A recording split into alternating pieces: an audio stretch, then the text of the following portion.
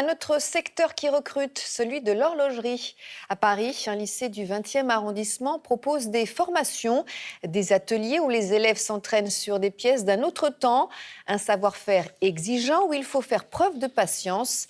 Rachida Betioui avec Mustapha Tafnil.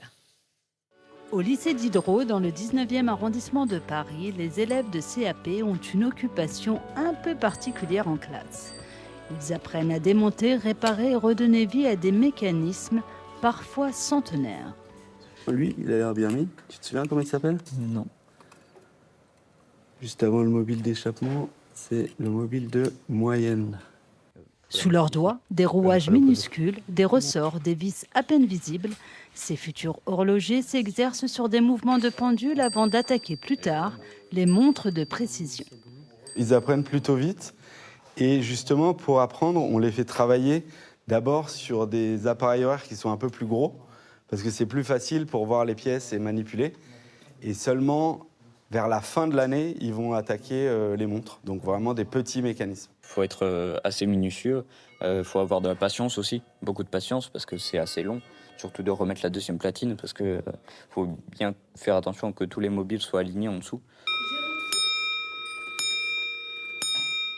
La classe est divisée en deux groupes de 12 élèves encadrés par 2 professeurs pour un suivi au plus près de chacun.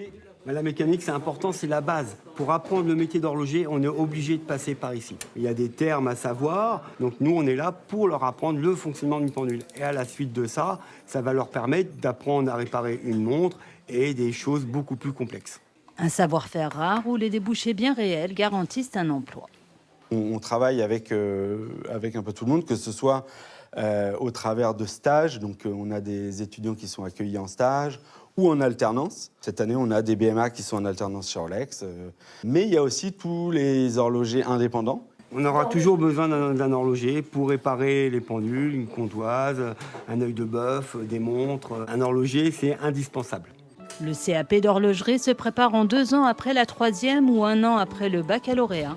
La plupart poursuivent un brevet des métiers d'art. Les plus passionnés peuvent aller jusqu'au niveau licence. Même les adultes peuvent suivre une voie de reconversion.